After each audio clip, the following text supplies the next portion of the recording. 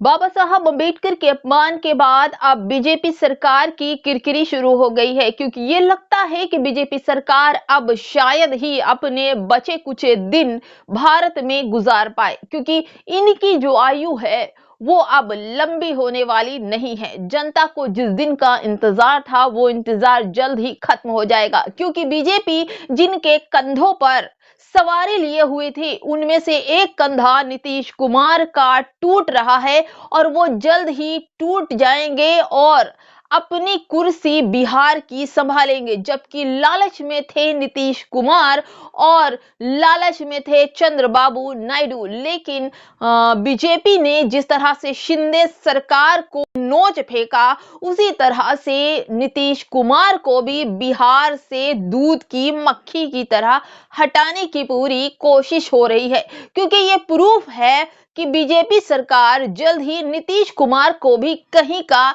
नहीं रखेगी। हम आपको बता दें कि आज अटल बिहारी वाजपेयी जी की जयंती थी और इस जयंती वाले दिन बिहार के प्रवक्ता जो कि बीजेपी के हैं और उनका नाम है विजय सिन्हा, उन्होंने लोगों को संबोधित करते हुए कहा कि अटल बिहारी वाजपेयी जी की जयंती तब श्रद्धांजलि असली होगी जब बिहार में बीजेपी की सरकार होगी। तो हम आपको बता दें, पिछले कई दशकों से बिहार में केवल ओबीसी और एससी समाज मिलकर बिहार चला रहा था, लेकिन अब नीतीश कुमार के एनडीए में जाने के बाद बीजेपी सरकार ने अपना स्वर्ण मंत्री बिहार में उतारने का सोचा है और इस स्वर्ण मंत्री को बिहार में उतारकर बीजेपी चारों तरफ से मजबूती अपनी बना लेगी। लेकिन नीतीश कुमार जिस तरह से लालच में पड़कर एनडीए में गए थे, शायद है उनकी लालच उन पर भारी पड़ जाएगी। लेकिन ये भी हम आपको बताते चले कि बिहार की जो राजनीति है वो कभी भी नीतीश कुमार पलट सकते हैं, क्योंकि इनका पलटने का जो खेल है दोस्तों वो 2 मिनट का होता है। 2 मिनट में नीतीश कुमार पलटते भी हैं, सरकार भी बनाते हैं और रफू चक्कर भी हो जाते हैं। इसी तरह से नीतीश कुमार अब लेकर आ रहे हैं भारत के प्रधानमंत्री बनने का सपना, लेकिन ये सपना बीजेपी सरकार किसी भी तरह से पूरा होने नहीं देगी, क्योंकि इनकी सोच ही स्वर्ण समाज को प्रधानमंत्री और ऊंचा पद देने की है। इसको लेकर नीतीश कुमार को भी अब बिहार से निकालने की तैयारी हो गई है, क्योंकि दोस्तों विजय सिन्हा कोई मामूली आदमी नहीं है। विजय सिन्हा भी बीजेपी के एक बड़े मंत्री हैं और बिहार के डिप्टी सीएम भी कहे जाते हैं।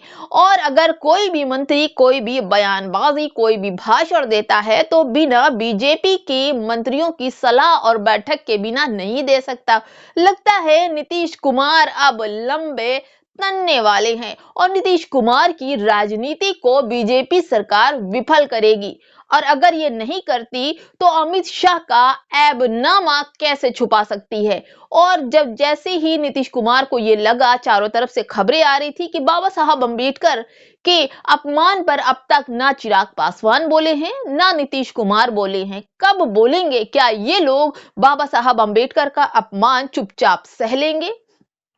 इन्हें क्या बाबा साहब अम्बेडकर का अपमान करने वालों का साथ देना चाहिए? इन सब पर चुप्पी तब तक नीतीश कुमार जी ने थाम रखी थी, लेकिन जब अब उनकी कुर्सी की बात आई, विजय सिन्हा ने बोल दिया कि बीजेपी की सरकार अब बिहार में बनेगी, तभी अटल बिहारी वाजपेयी जी की सच्ची श्रद्धांजलि होगी। इसको लेकर अब देखिए बिहार में बवाल शुरू हो गया है। छात्रों को लाठियां बरसाई जा रही हैं, नौकरी के नाम पर डंडे मिल रहे हैं, छात्रों को थप्पड़ मारा जा रहा है। क्या लगता है दोस्तों, पहले ही मुस्लिम जो वोटर थे नीतीश कुमार से अलग हो चुके थे। बाबा साहब अम्बेडकर के अपमान के बाद अगर नीतीश कुमार अब भी चुप्पी साधे रहते हैं तो समझ लीजिए दलित वोटर भी जाएगा। लेकिन ये नीतीश कुमार को समझ में आता है कि अगर दलित वोटर भी चला जाएगा तो बिहार में इनकी कुर्सी बचाना काफी दिक्कत हो जाएगी, जबकि ये सर सहराते हैं और बिहार के लोगों का नीतीश कुमार भेजा खाते हैं और इसको लेकर काफी ज्यादा बवालबाजी भी बिहार में मची है। लेकिन दोस्तों ये मामला बिल्कुल साफ हो गया है कि नीतीश कुमार अब बिहार के सीएम पद पर नहीं होंगे। जल्द ही बीजेपी इनका पत्ता साफ करने वाली है। जिस तरह की अटकनें दिखाई पड़ रही थी अब वो एकदम साफ होती नजर आ रही हैं। जिस तरह आपने देखा था कि बिहार में, महाराष्ट्र में शिंदे सरकार जो बनाई थी बीजेपी ने, उसको कैसे उखाड़ करके फर्नांडिस को कुर्सी दे दी गई और उसके बाद शिंदे का कोई अस्तित्व ही नहीं रह पाया। इसी तरह बिहार में भी बीजेपी सरकार नीतीश कुमार का समर्थन लेकर सरकार तो बना ली है।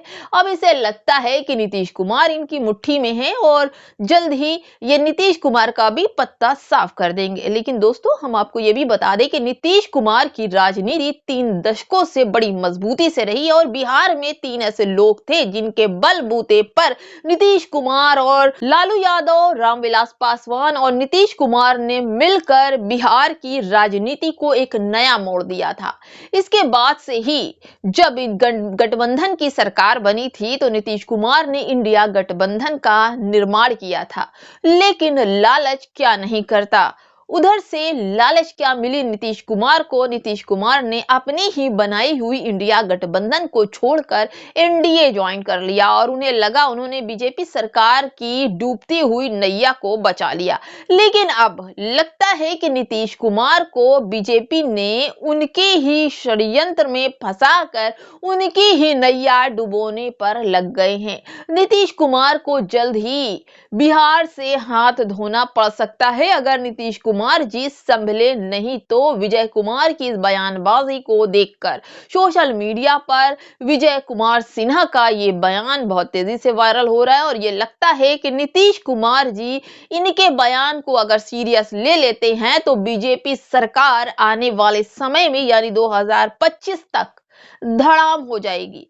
क्या कहते हैं दोस्तों, इस खबर पर आपकी क्या राय है कि 2025 तक बीजेपी सरकार गिर जाएगी या नीतीश कुमार किस तरह से अपनी कुर्सी बचा पाएंगे? खबरें अच्छी लग रही हो तो लाइक शेयर सब्सक्राइब कर दीजिए दोस्तों और आने वाली नोटिफिकेशन आपको मिल सके इसलिए सब्सक्राइब जरूर कर दीजिए।